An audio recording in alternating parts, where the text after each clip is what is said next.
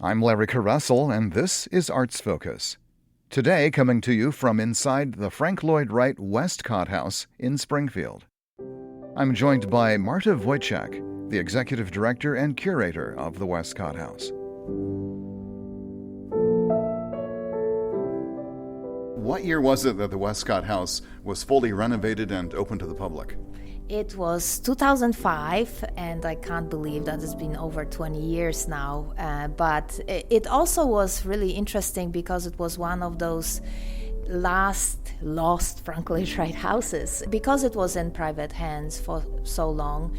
And over time, it was showing some signs of distress.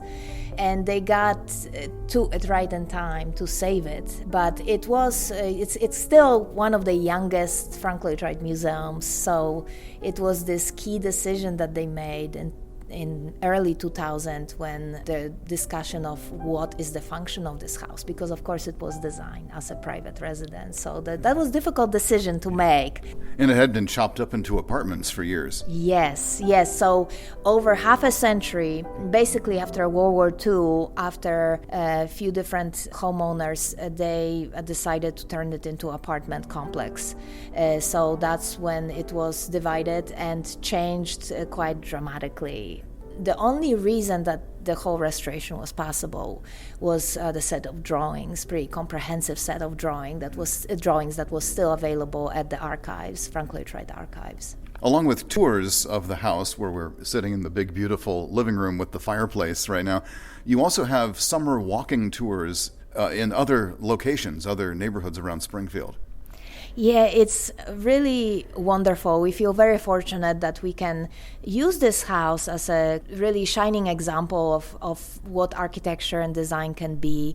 And so many people recognize the name Frank Lloyd Wright, even if they're not really that much into architecture. Frank Lloyd Wright is a name that most Americans and also abroad people do recognize.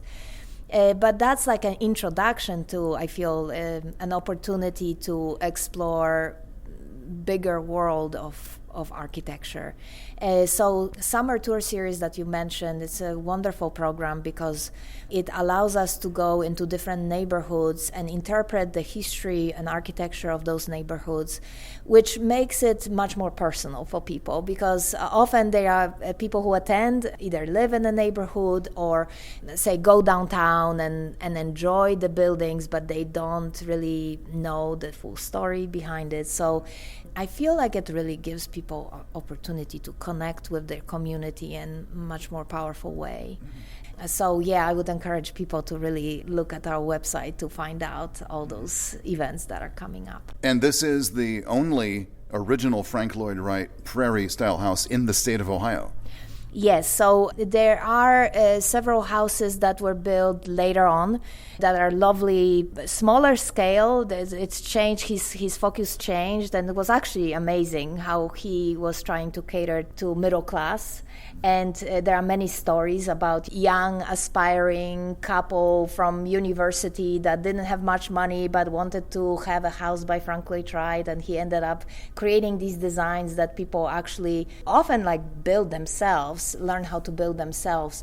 But this house is in that early era that is recognized as one of the really significant periods in American architecture, and it's called Prairie Style. This house is the only example of it, which speaks to, how that family, it was amazing that they decided to go for this architect who was at the time not very well recognized and actually consider probably a risky decision. And we know that often around that time when those houses would be built, people would not know what to make of them, right? They were just such a stark difference from anything that people knew.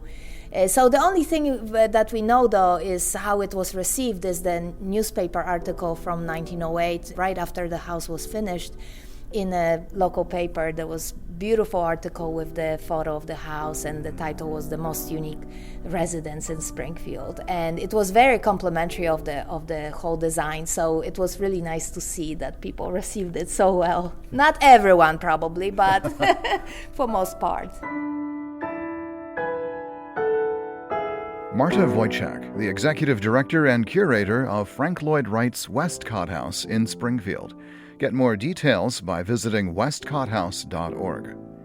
I'm Larry Coressel. Arts Focus is a production of Dayton's listener-supported Discover Classical.